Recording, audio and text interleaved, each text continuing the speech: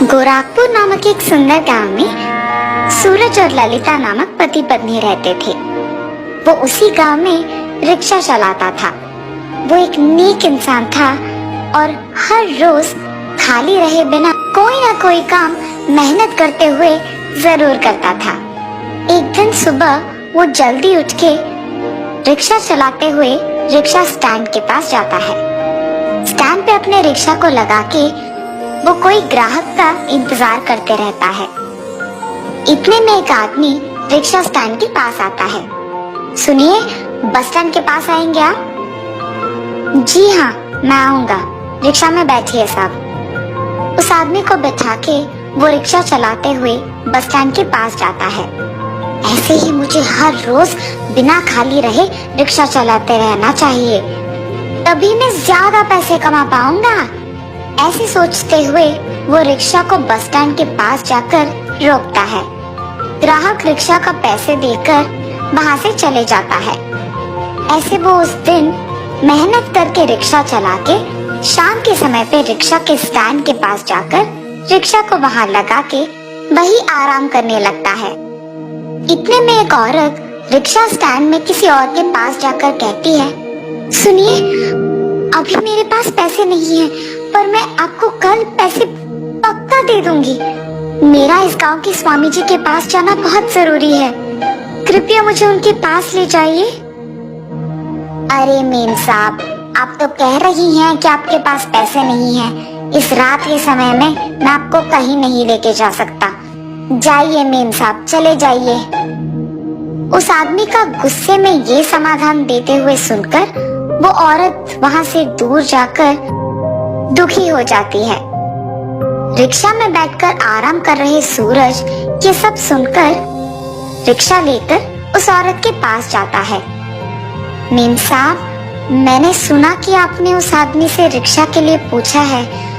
आपके पास पैसे नहीं है तो आप दुखी मत होना, मैं आपको वहां लेके जा सकता हूँ। सच्ची? सुनिए, मैं आपको आपके पैसे कल पक्का से लौटा दूंगी। अरे अगर आप पैसे नहीं भी दिए तो चलेगा, बहुत देर हो रही है मेम साहब, आप जल्दी बैठ जाइए ना, मैं आपको वहां लेके जाऊंगा। सूरज के ये कहने पर वो औरत खुशी से उसके रिक्शा में बैठ जाती है। सूरज रिक्शा को बहुत तेजी से चलाते हुए उस औरत को स्वामी जी के पास पहुंचा देता है।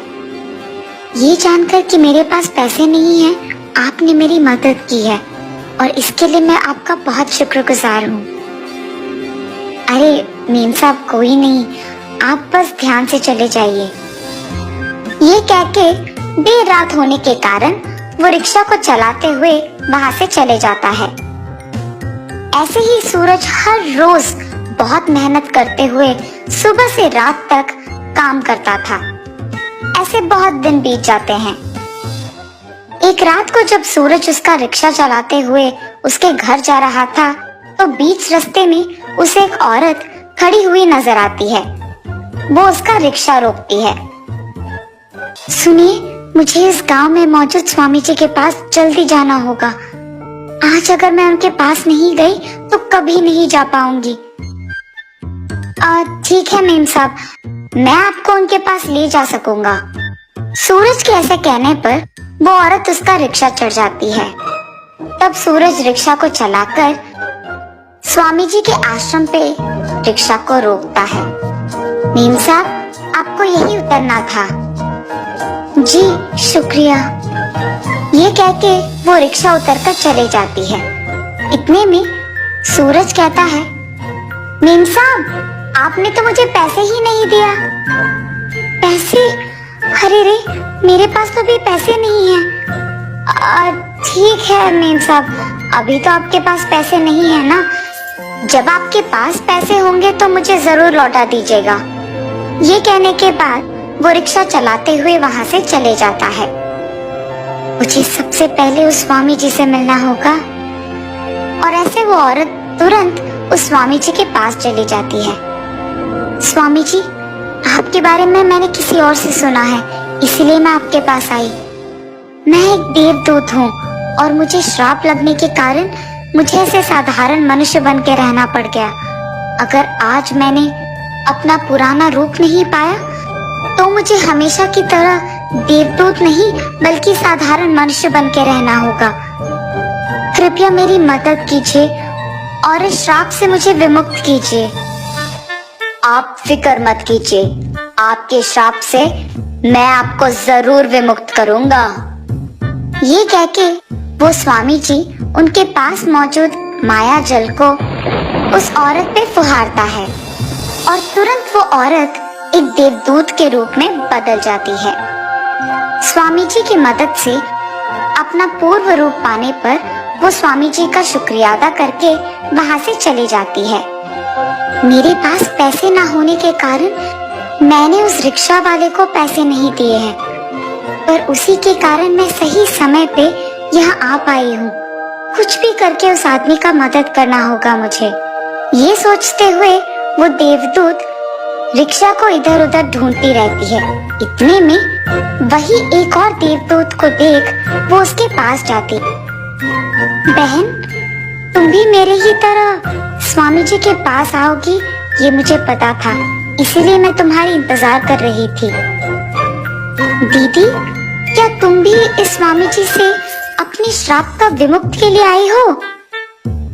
हाँ बहन, सही समय में मुझे एक ऑटो रिक्शा वाले ने यहाँ स्वामी जी के पास पहुँचाया, इसीलिए मैं श्राप से विमुक्त पाई हूँ।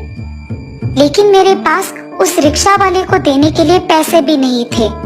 मुझे कुछ भी करके उस रिक्शा वाले का कोई मदद करना होगा, इसीलिए उसको ढूंढ रही हूँ मैं। दीदी, ठीक तुम्हारे ही तरह मुझे भी एक रिक्शा वाले ने यहाँ तक पहुँचाया, इसीलिए मैं अपनी पुरानी रूप को पाई हूँ। लेकिन मैं उस रिक्शा वाले के बारे में भूल गई। बहन, चलो देखते हैं कि हम दोनों को जिसने मदद किया वो शायद एक ही आदमी हो। ये फैसला करके वो दोनों देवदूत उस रिक्शा वाले को ढूंढते हुए उसके रिक्शा के सामने प्रकट होते हैं। सूरज उसके सामने दो देवदूतों को देख आश्चर्यचकित हो जाता है। अरे कौन है आप मेरे रिक्शा के सामने क्यों आए हैं? बहन, इसी आदमी ने मेरा भी मदद किया है। अब से इसको ऐसे मेहनत करने की कोई जरूरत नहीं पड़ेगी, हमें उसकी मदद करना होगा। हाँ दीदी, बिल्कुल। हमारे पास पैसे ना होने के बावजूद आपने हमारी मदद की है, इसीलिए आपकी शुक्रिया अदा करने के लिए हम आपको सोना देना चाहते हैं। नहीं, जो पैसे आपको देना था रिक्शा के लिए बस वो दीजिए, मुझे ये सोना नहीं चाहिए। अरे हम तो आपके शुक्रगुजार हैं, इसीलिए हमारी खुशी के लिए इस सोने को स्वीकार कीजिए। ये कहके वो दोनों देवदूत सोने को उसके पास छोड़कर वहां से गायब हो जाते हैं और वो रिक्शा वाला वो सोना लेकर खुशी से जीने लगता है।